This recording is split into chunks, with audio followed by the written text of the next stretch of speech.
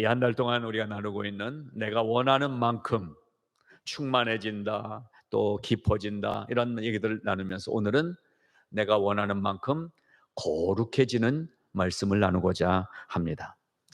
자, 예수를 믿는다, 교회 다닌다 하는 이 그리스도인들에게 어울리는 단어를 찾는다면 어떤 단어가 있을까요?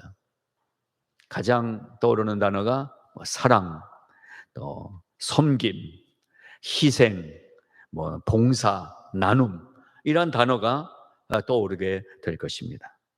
그런데 저는 이 예수 믿는 우리를 표현하는 가장 적합한 단어 두 개를 골라봤습니다. 하나는 거룩이라는 단어이고 또 하나는 성결이라는 단어입니다.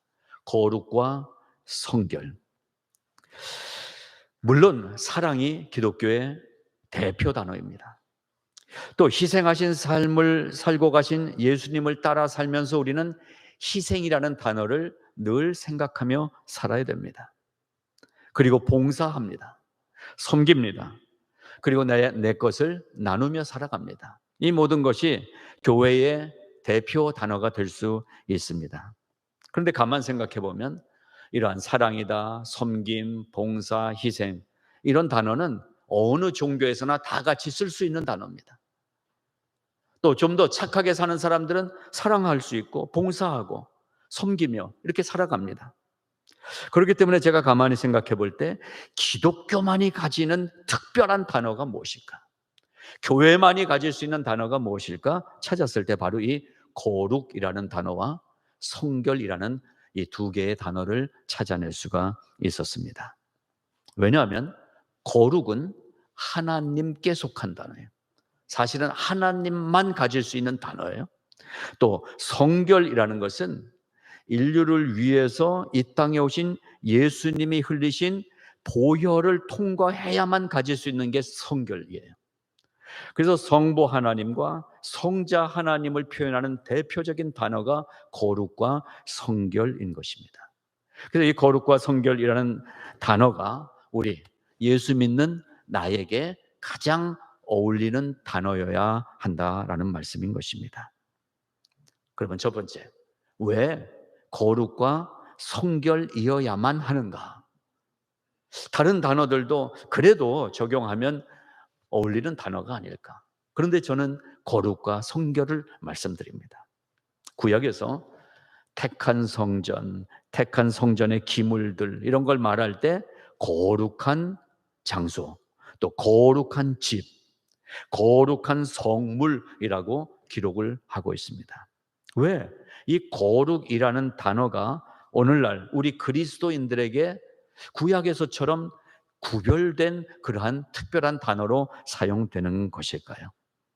그 이유는 이 천지 만물 가운데 유일하게 거룩이신 분은 하나님 한 분이시기 때문이고, 그 하나님께서 우리에게 요구하시는 삶이 거룩함이기 때문에 그렇습니다. 거룩. 여기서 이 거룩이라는 단어를 보게 되면 카도시라는 원어의 뜻은 separation, 분리하다, 구별하다, 이러한 의미를 갖고 있는 단어가 거룩이라는 것입니다. 그러니까 이 세상에 우리가 사는데, 살고 있는 세상은 이 우리가 알고 있는 이 놀만디길, 벌몬길, LA, 이게 우리의 세상이에요. 예수 믿는 사람도 여기 살고 예수 안 믿는 사람도 여기 살아요. 근데 뭐가 거룩이냐? 이 세상에 살지만 하나님 편이 있는 거예요. 하나님의 지역이 있는 거예요. 하나님의 에리어가 있어요. 그곳을 거룩이라고 하는 것입니다. 그러니까 separate이에요. 여기에 살지만 이쪽으로 나눠 놓는 거예요. 학교 다닐 때 여러분 몇몇 애들 이름을 부르더라고요. 그러니까 니네들은 이쪽으로 구별시키더라고요. 누가 구별됐는지 여러분 어느 쪽에 속하십니까? 1등부터 10등까지는 일로 와 이러더라고요. 그리고 나머지 11등부터는 이쪽이에요. 이쪽에서는 한국 교육은 두들겨 패자였잖아요. 네. 같은 반인데 담임 선생님이 구별해내는 그룹이 있더라고요. 우리가 이 세상에 살지만 하나님이 구별해 주시는 특별한 그룹이 있더라고요. 그 그룹이 교회, 예수 믿는다, 이 공동체를 말하는 것입니다. 거룩하신 하나님 쪽으로 구별된 삶을 사는 것이 성도인 것입니다. 거룩과 성결을 다시 한번 설명드리면, 여러분 밥 먹고 나서 싱크대에서 설거지를 하지 않습니까? 요즘 우리 남자분들은 잘 아실 거예요. 늘 하는 일들이니까. 예? 잘 아시죠? 설거지는 뭐예요? 밥을 먹어요. 또 우리 한국 음식은 먹고 나면 왜 이렇게 지저분한지. 햄버거나 이런 건 먹고 나면 그냥 깨끗이 그냥 싸서 버리면 되는데, 한국 음식은 꼭 물로 씻고 닦아내야 되더라고요. 그거를 설거지를 해요. 물을 틀어놓고 설거지합니다. 자, 개수대에 먹은 접시 있어요. 밥 공기 있어요. 그릇 있어요. 씻습니다. 그리고 나서 세제로 닦고 물로 씻어낸 다음에 헹구고, 그리고 어디에 놓습니까? 건조대에 놓습니다. 이게 구별이에요. 거룩은 무엇이냐? 밥 먹고 묻은 밥풀, 김치, 국물 묻어있는 이 인생들을 예수 그리스도의 보혈로 씻어서 건조대에 옮겨놓은 거예요. 우리의 자리가 그 자리인 것입니다. 같이 부엌에 있지만 다른 거예요. 이게 구별이에요. 이게 거룩이에요. 거룩함으로 성결해집니다. 성결해지면 거룩이라고 부르는 것입니다. 여러분, 우리는 거룩한 자가 돼야만 하는 존재인 거예요. 성결하게 살아야만 하는 존재인 거예요. 그렇지 못하면 씻어놨는데, 남자분들은 저를 기준해서 말씀드려서 죄송합니다. 설거지하고 나면 칭찬받습니까? 야단맞습니까? 열심히 설거지했는데 야단맞잖아요. 남자들은. 왜 잘 씻었는데 묻어있죠, 아직도? 뒤처리가 잘 안 되는 것 같아요. 혹시 이 교회 거룩한 곳에 우리가 모여 있는데 잘 씻지 않은 그릇처럼 고춧가루 묻은 신앙생활 아닙니까? 김치국물 묻은 신앙생활 아닙니까?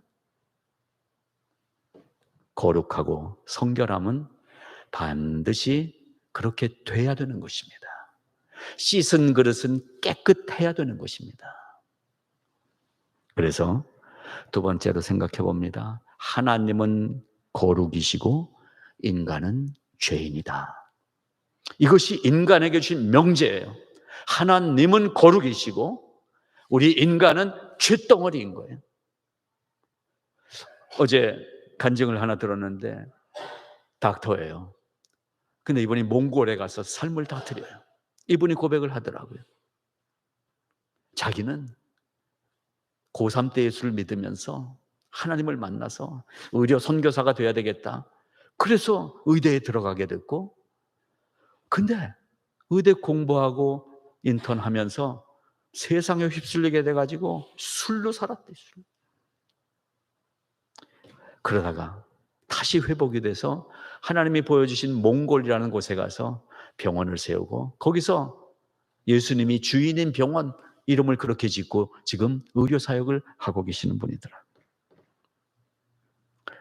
이분이 자기 자신을 얘기하는데, 그렇게 선교 헌신을 했었지만 대학 들어가서 술 파티하면서 살아가는 자기의 모습이 죄의 장아찌였다. 그냥 죄인이 아니라 장아찌. 장아찌는 어떤 거예요? 장아찌예요. 장아찌는 표현을 잘해야 되죠. 장아찌 하면은 장아찌 같지 않아요. 장아찌. 죄에 물들어버린, 죄에 찌들어버린 거예요. 그게 우리 인간이라는 거예요. 아무리 거룩해 보여도 사실 속을 들여다보면 우리가 죄의 장아찌 아닌가요? 어디서 그렇게 죄의 생각이 나는지, 어디서 그렇게 더러운 생각이 나오는지. 자, 첫째로, 그러나 하나님은 변함없이 거룩하신 분이십니다. 하나님은 거룩하신 분이세요.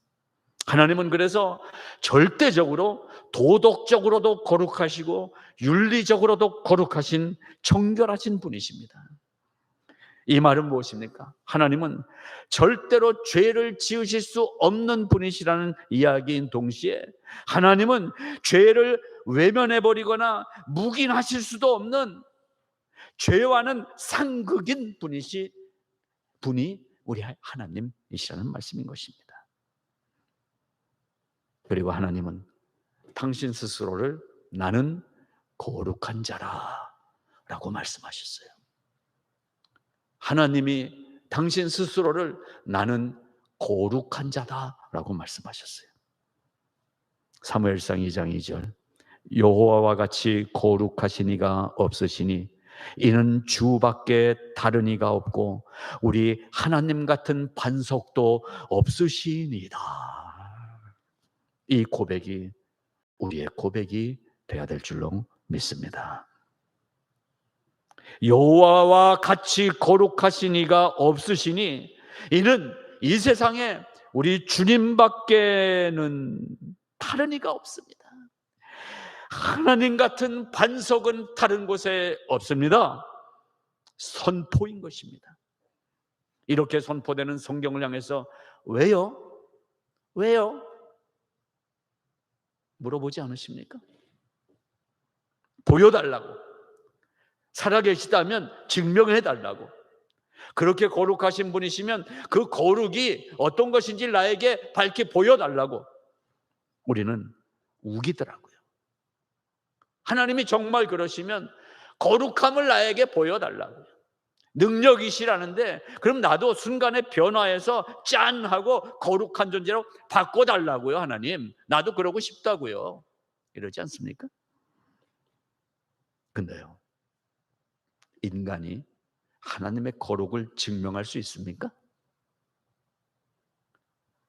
이제 학교 들어간 3 더하기 5는 8 이거 배운 애한테 너 이거 한번 풀어봐. 미분, 적분, 루트, 파이.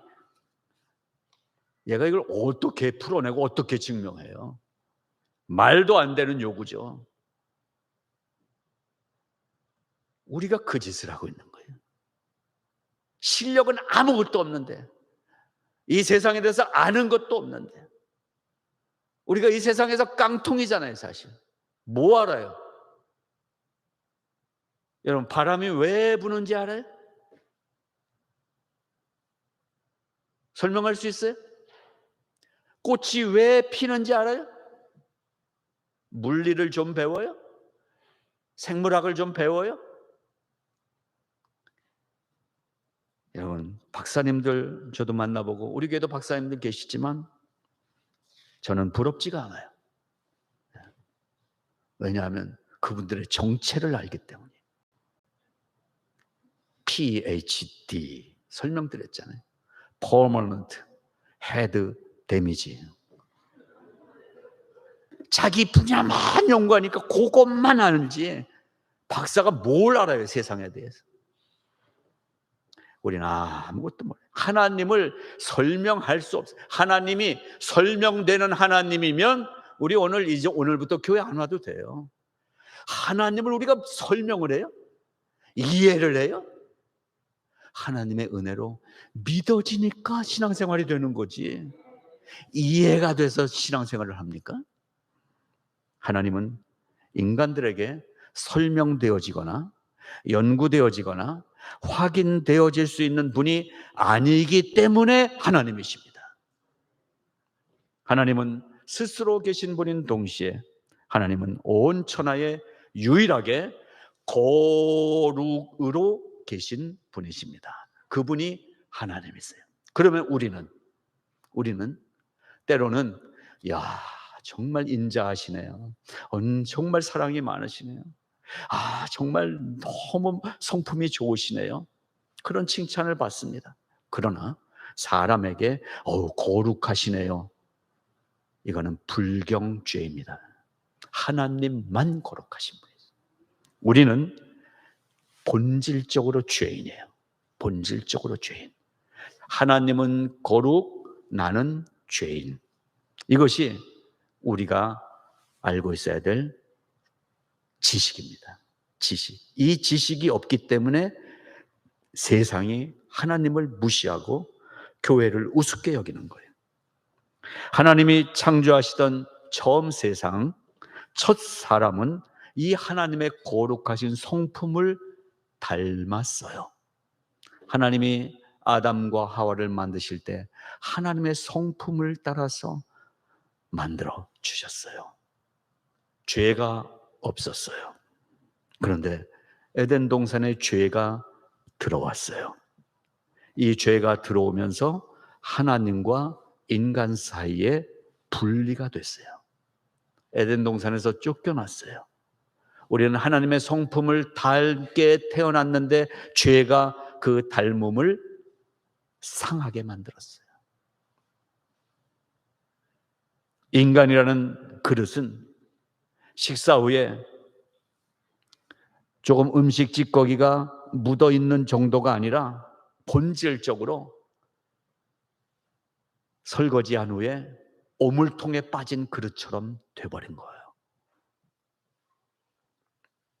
어제 한국의 어느 뉴스를 하나 보는데요. 부실공사였나 봐요. 서울에 있는 한 대학병원에 2층에 중환자실 복도에 어떤 분이 이제 어머니 면회하고 기다리면서 그 복도에 앉아 있다가 완전히 오줌물을 뒤집어 썼대. 그 기사가 나왔어요. 봤더니 3층에 있는 화장실에서 나오는 이 배수관 맞나요?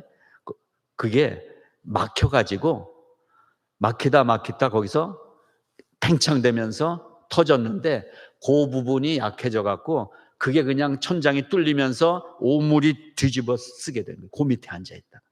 어제 한국에 나온 뉴스입니다. 근데 그 병원도 막 급해서 그랬는지 1시간 동안 이 사람을 어떻게 해주지 못하고 있다. 1시간 후에 수술실에 붙어있는 샤워실 들어가서 씻고 그리고 나왔대요. 근데 배상도 안 해주고 그래서 이걸 막 수를 해라 막 이런 댓글이 달리더라고요. 여러분 죄는요 오물을 뒤집어 쓴 상태예요. 근데 이분이 샤워실 들어가서 샤워하고 나왔어요. 근데 하루가 지나도 냄새가 안 빠지더래요. 옷은 갈아입었고 오물은 다 씻었는데 냄새가 빠지지 않더래요. 죄는 샤워를 해도 빠지지 않는 냄새처럼 우리와 늘 함께 붙어 있는 거더라고요. 그거를 죄성이라고 얘기합니다. 안에 도사리고 있어요. 오직 예수 그리스도의 보혈을 통과해야만 오물도 닦아내고 냄새도 사라지고 거룩한 자로 인정받게 되는 거예요. 그래서 주님이 우리를 의인으로 여겨주신다 그랬어요. 의인으로 완전히 변화된 것이 아니라 의인으로 여겨주시는 삶을 사는 거예요. 깨끗이 씻었으니까. 그래서 하나님은 거룩이시고 나는 죄인이시다 이 말을 이루는 단어가 예수 그리스도의 보혈이라는 단어인 것입니다. 보혈. 주의 보혈. 뭐가 있어요? 능력이 있도다 주의 피 믿으오 주의 보혈 그 어린 양의 매우 귀중한 피로다. 죄에서 이렇게 기뻐지는 거예요. 그래서 보혈을 통과하면 리듬이 바뀌는 거예요. 삶의 리듬이 바뀌어야 돼요. 여러분의 얼굴이 바뀌어야 돼요. 네, 죄장아찌 이제 먹지 마세요. 맛도 없어요. 먹고 나면 물만 찾게 돼요. 여러분, 우리는 벗어난 사람인 것입니다. 주의 보혈의 능력을 고백합니다. 거기까지는 힘겨워요. 정말 예수 보혈을 의지하고 살기 위해서는 나의 노력이 필요해요. 주의 보혈 능력이 있습니다. 회개의 자리를 통과해야 돼요. 매일매일 하나님 앞에 엎드리는 훈련이 필요해요. 기도가 있어야 돼요. 찬송하며 말씀을 배워야 돼요. 그러나 그 소절을 딱 지나고 나면 리듬이 받게 된다니까요. 죄에서 자유를 할머니들, 우리 권사님 할머니들도 바뀌어야 돼요. 리듬이 바뀌어야 돼요. 움직여야 돼요. 그것이 하나님의 은혜인 것입니다. 그래서 예수님이 오늘 요한복음 17장 예수님의 기도문이에요. 유언 같은 기도문이에요. 여기서 이렇게 말씀하시는 거예요. 저 세상 사람들, 내가 구원해야 될 저 사람들을 하나님 진리로 거룩하게 하여 주시옵소서. 아버지의 말씀이 진리니이다. 오늘 본문 요한복음 17장은 예수님의 기도문이에요. 기도문, 예수님의 말씀이에요. 인간을 구원하러 오신 예수님이 이렇게 기도하신 거잖아요. 저들을 진리로 거룩하게 하옵소서. 저들을 위하여 내가 거룩하게 하오니 이는 그들도 진리로 거룩함을 얻게 하려 함이니이다. 주여 저들을 진리로 거룩하게 하여 주시옵소서. 예수님이 이 말씀을 계속 하시면서 기도하고 있는 그 밤을 생각해 보시기 바랍니다. 우리가 거룩한 삶을 살기 원하며 기도하는데, 그러면 어떻게 해야 거룩해질 수 있을까요? 인간의 생명 안에 거룩함이 이루어지기 위해서는 첫째로 하나님의 임재하심이 있어야 되고, 두 번째로 인간의 긍정적 반응이 있어야 됩니다. 하나님이 무조건으로 누구는 오늘부터 거룩 이렇게 딱 해주시면 얼마나 간단한 문제겠어요. 그러나 하나님은 인격적인 하나님이시라고 그랬잖아요. 무조건 노예처럼 우리를 부리지 않으신다고 그랬어요.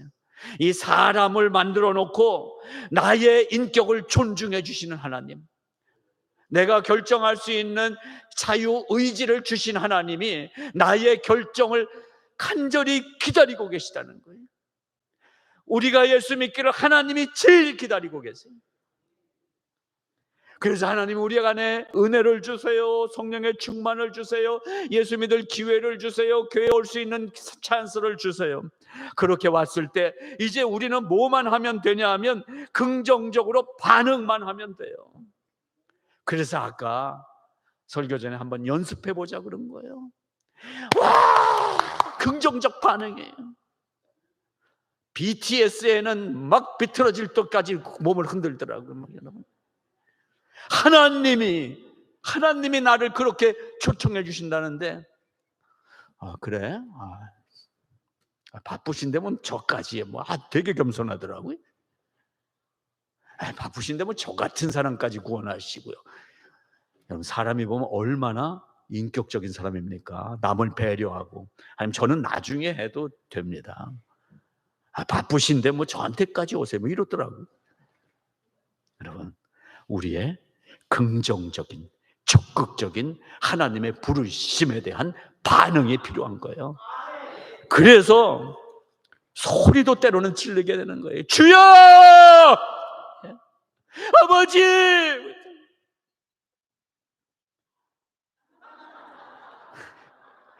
할아버지 말고 아버지.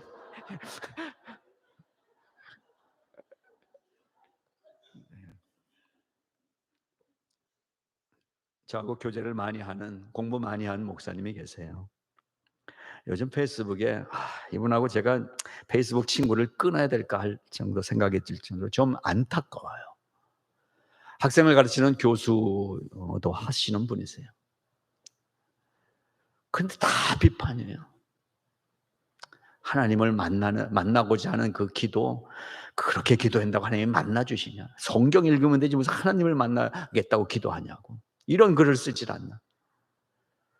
통성기도, 합심기도, 그거 70년대 다 지나간 거 지금도 그렇게 기도하냐고. 이런 글을 자꾸 쓰더라고요. 그래서 이 인간아, 그래도 가끔 전화 와요. 밥 사달라고 막.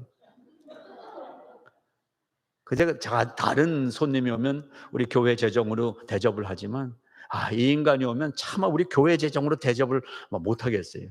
그래서 아까운 제 모아놓던 돈 꺼내갖고 제 걸로 그냥 사주고, 어떻게라도 좀 마음 돌이키게 하려고 그러는데요. 이름까지 밝히면 또 인신공격이 되니까. 김씨라는 것만 알려드릴게요. 여러분, 우리 주변에 목사라는 직분 가진 사람 중에도, 교수라는 이름 가진 사람 중에도 그런 사람들이 있더라고요. 이 시대를 위해서 우리가 정말 기도할 때예요. 성자 예수님은 성부 하나님께 우리 인간들을 위해서 저들이 진리로 거룩하게 하여 주시옵소서 기도했고요.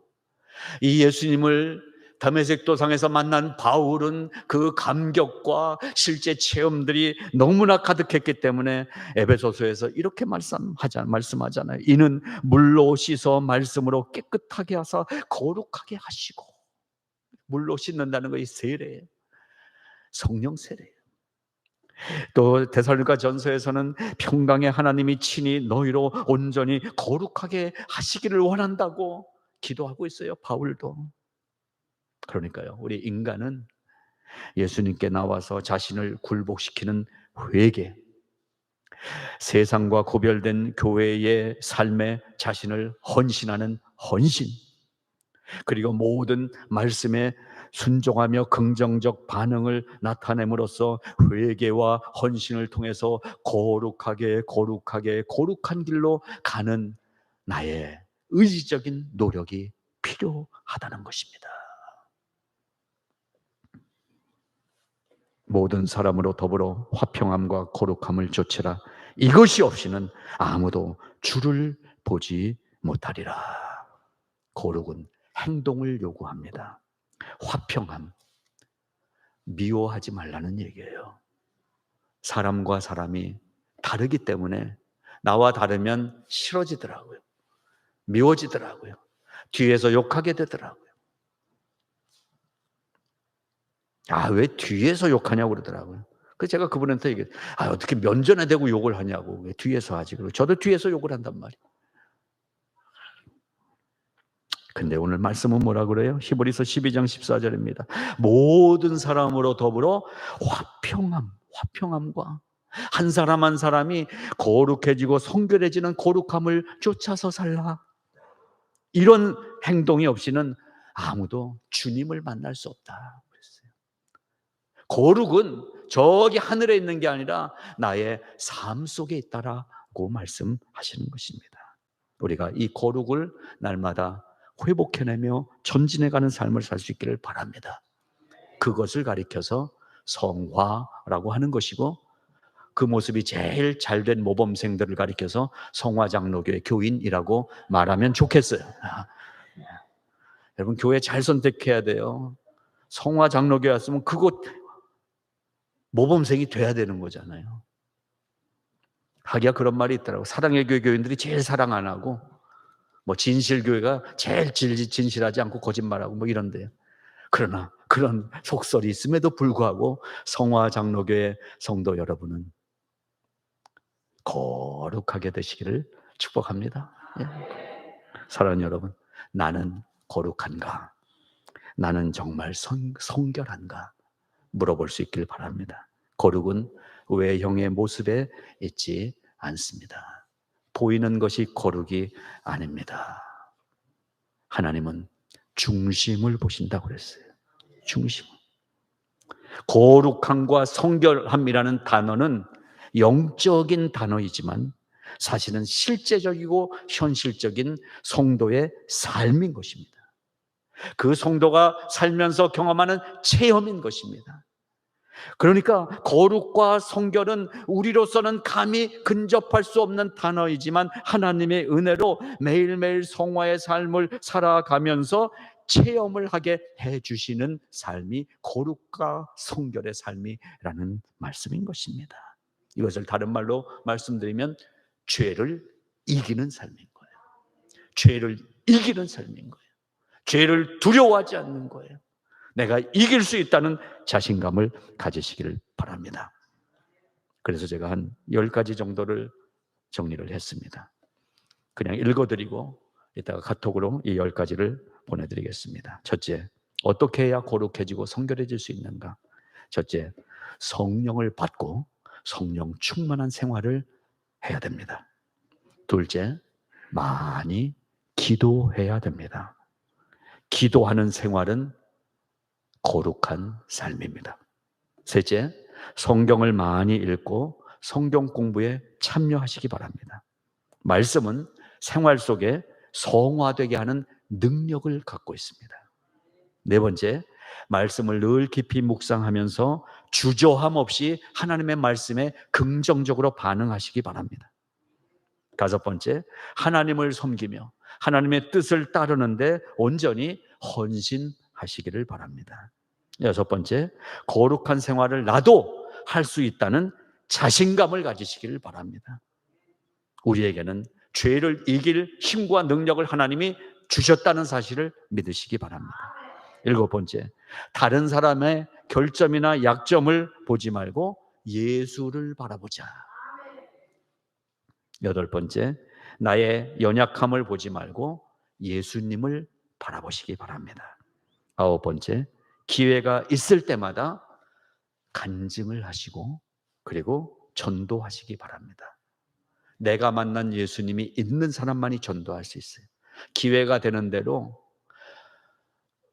골프장에 홀 인원 시켰다는 성공 얘기보다 더 감격적인 얘기는 내가 예수 만난 얘기입니다.